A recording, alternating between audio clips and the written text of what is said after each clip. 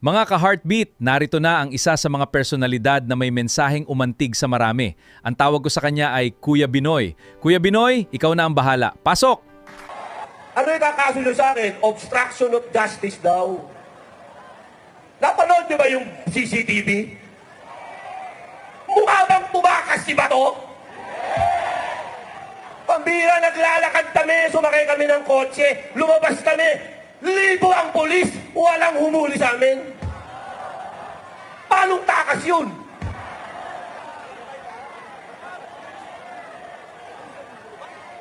Ang tawag doon, lokohan! Iniisa-isa na po kami. Hindi po magtatagal, masushoot na naman ako. Ang katanungan na lang ngayon, kung ako po'y isushoot dito, o ipadadala ako sa Hague. Kasi yung kaso ko, obstruction of justice, na ang warrant of arrest, galing sa ICC, dayuhan. Wala naman akong obstruction of justice dito. Foreigner, pare, ang kaso ko, foreign. Ako po ay nakikiisa sa inyo. We are one! We are one! We are one! Sigurado ako, yung mga basher ko, sasabihin yan, hindi naman na naiintindihan yung we are one. Alam niyo po, wala pa po akong nakilalang isang disenteng tao na katulad ni Caro Dante Marcoleta. Yan ho ang isang senador na napaka-humble. Hindi kailanman ipinagyabang na siya ay abogado. Marami kaming kasama, abogado! Abogado! Abogado!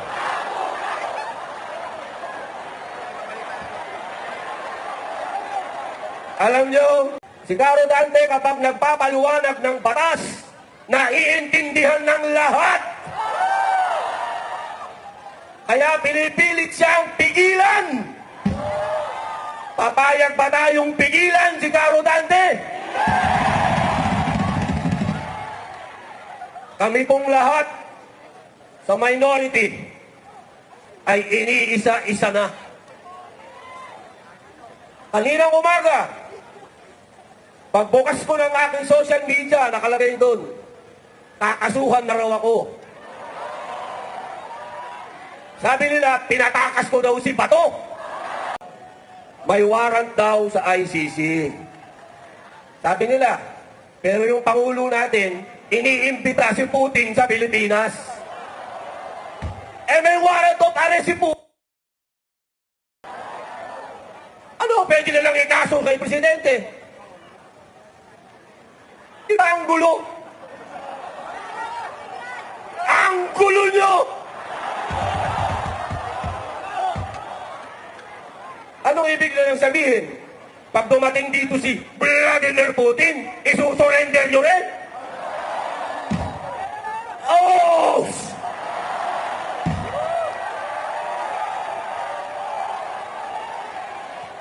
Pilipino lang ang kaya nyong isurrender!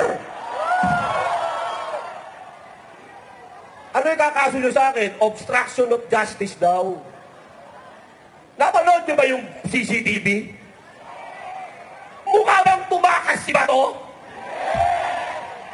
Pambira, naglalakad kami, sumakay kami ng kotse, lumabas kami. Libo ang polis, walang humuli sa amin. Paanong takas yun?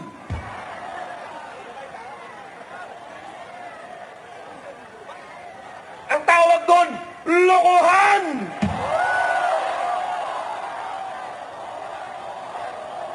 Lokohan! Lokohan!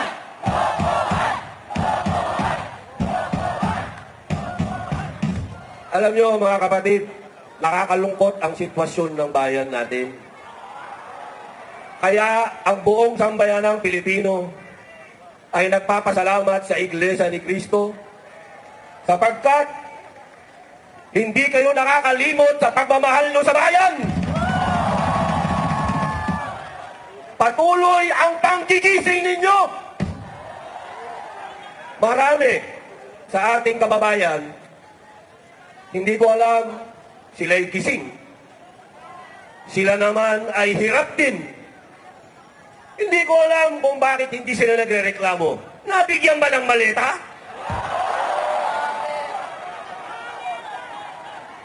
Ang dami nating mga politiko na dati ay makatabang. Makatabang sila. Pero nakalimutan nila to. Nasaan na to? Nasaan? Ah!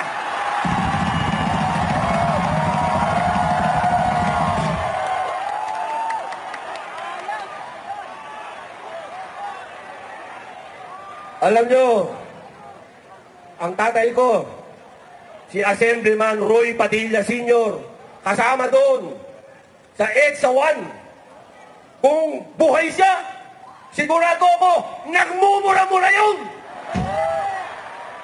Bawal magmura dito kasi baka matadyakan ako palabas. Pero sigurado ako, masama ang loob ng tatay ko. Dahil ibinigay niya ang buhay niya sa bayan. Ang tatay ko po'y binaril.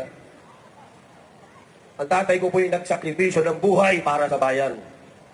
Kung makikita niya ngayon ang nangyayari sa bayan natin, na nagtutulog-tulugan yung mga politiko na dapat ay tumitindig, baka lumuluha na nagdugo yung tatay ko ngayon. Kaming mga anak niya na nawalan ng tatay dahil sa pagmamahal niya sa bayan niya, yun gusto kong talungin yung tatay ko. Tama ba yung ginawa mo pa? Iniwan mo kami nang dahil sa bayan at yung mga kasama mo na mga nakaupo ngayon, iniwan tayo sa ere.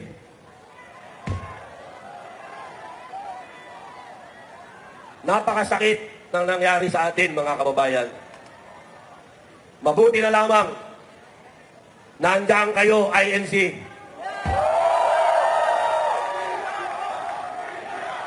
We are one! We are one! We are one! We are one!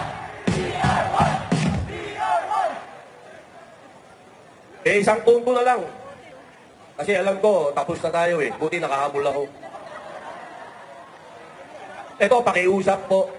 Hindi sa inyo, dahil alam ko, hindi nyo kami iiwan eh. Gagamitin ko na lang itong oras na to para makiusap sa mga kababayan nating hindi naman pero nagtutulog-tulugan. Iniisa-isa na po kami. Hindi po magtatagal, masushoot na naman ako. Ang katanungan na lang ngayon, kung ako ba'y isushoot dito o ipadadala ako sa Hague. Kasi yung kaso ko, obstruction of justice, na ang warrant of arrest galing sa ICC eh. Dayuhan. Wala naman akong obstruction of justice dito. Foreigner, pare! Ang kaso ko, foreign.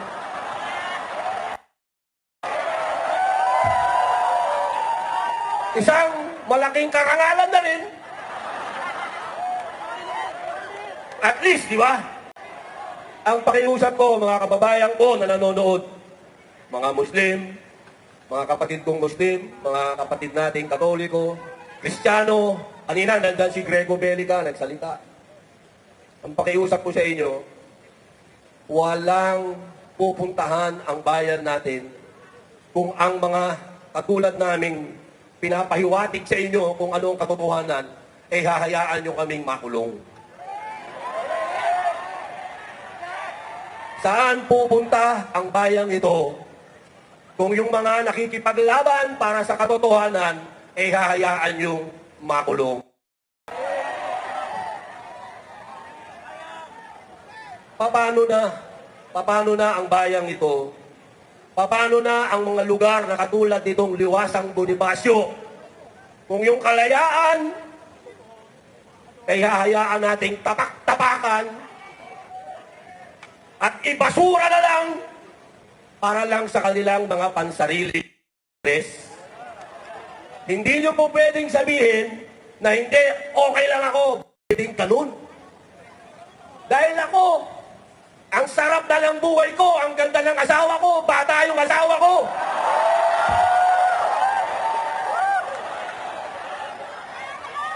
Pwede naman ako mag-artista, ang daming leading lady. Pero nagtitiis ako para sa inyo. Kaya sana mga kababayan ko, huwag tayong maging makasarili. Tingnan natin kung ano ang ginagawa ng Iglesia ni Cristo. Isang tabi niyo yung religion kasi. We are one! We are one! We are one! At tingnan ninyo yung mga muka ng mga namumuno sa inyo. Yung mga namumuno sa inyo, ano ba yung kanilang motibo at interes? Kapag pansariling interes, iwan nyo yan! Ang laki na ho ng utang natin. Ang sabi nila, kanina nakikinig ako, ang sinasabi lang ng ating kapatid, buwis lang, buwis. Ang binabayad yung buwis, ang binabayad kong buwis. Totoo yun. Napupunta sa wala. Pero mas nakakainsulto dahil yung inuutang natin na dapat mapunta sa pangkulad natin, nauuwi rin sa ang bawat Pilipino. Tandaan ninyo, may utang. Pati magiging apo ninyo. May utang. Papayag ba kayo na ganyan na lang ang buhay ninyo? Yung mga nagsasabing sila daw ay makabayan. Huwag kayong magmumura, bawal yan. Makabayan daw sila. Pero bakit meron silang tinatawag na exit plan? Yan ang tanungin ninyo sa bawat isa, mga mahal kong kababayang Pilipino. Ikaw, may exit plan ka ba?